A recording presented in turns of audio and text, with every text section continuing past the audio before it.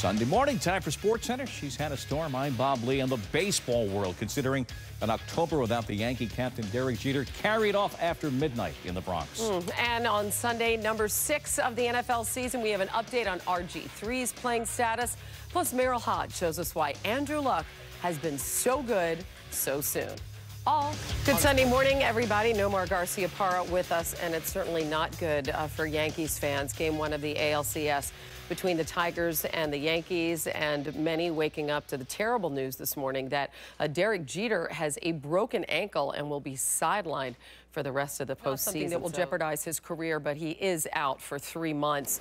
And the Yankees are facing the prospect of looking to make a deep run in the postseason without their captain for the first time in 16 years, Nomar. What does it mean? And Mariano Rivera, as they try to soldier on without them. Eduardo Nunez is going to be activated before the game. Jason Nix will be starting at shortstop, and it'll be Anibal Sanchez for the Tigers against Hiroki Kuroda, who's pitching on short rest for the Yankees for the first time ever. How do you see game 2? Well, I'll tell you, it's going to be... Instead, it's the Yankees with a loss in more ways than one. Nomar Garciaparra, always great to be with you. Thanks. See you. Thanks.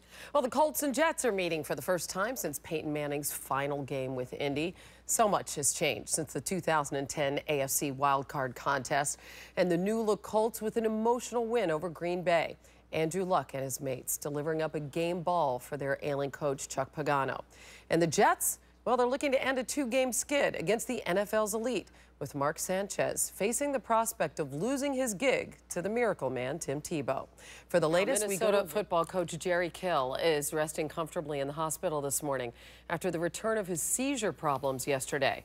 Kill gave his post-game press conference after the Gophers' 21-13 loss to Northwestern, looking healthy and strong. But then moments after returning to the locker room, he suffered a seizure.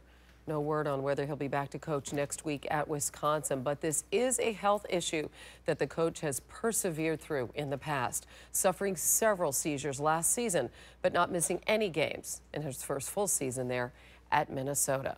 Well, Coach Mike Ditka with us, as he is every Sunday morning, thankfully. And in preparation for today's game, Coach, with the Eagles and the Lions, I don't know if you saw what Michael Vick was doing, but he's actually carrying the football with him everywhere, to breakfast even, daring his teammates to try to knock it away. He's had 8 fumbles this season, lost 5 of them.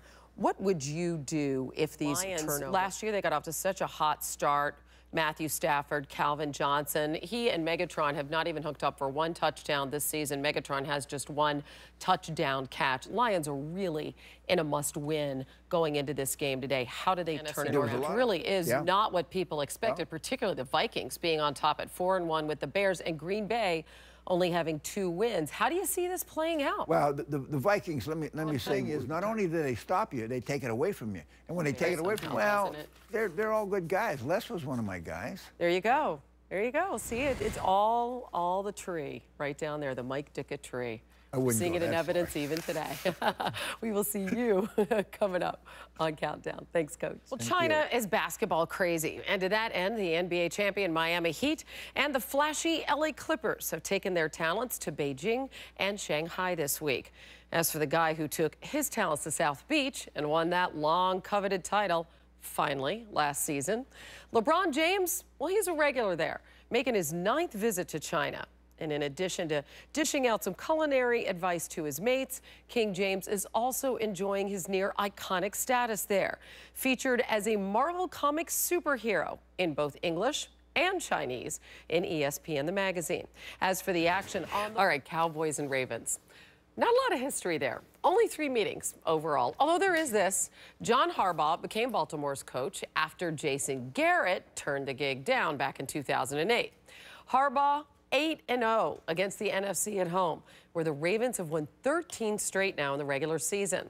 One of the league's toughest defenses, and they welcome in Tony Romo, who had no less than 5 picks against the Bears before the bye week. With more, here's Ed Werder.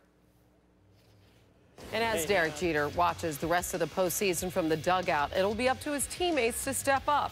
But hear why Jeter leaves a certain void that they can't possibly Report Center, she's had a storm. I'm Bob Lee. And the baseball world considering an October without the after midnight in the Bronx. And on Sunday, number 6 of the NFL season, we have an update on RG3's playing status. Plus, Merrill Hodge shows us why.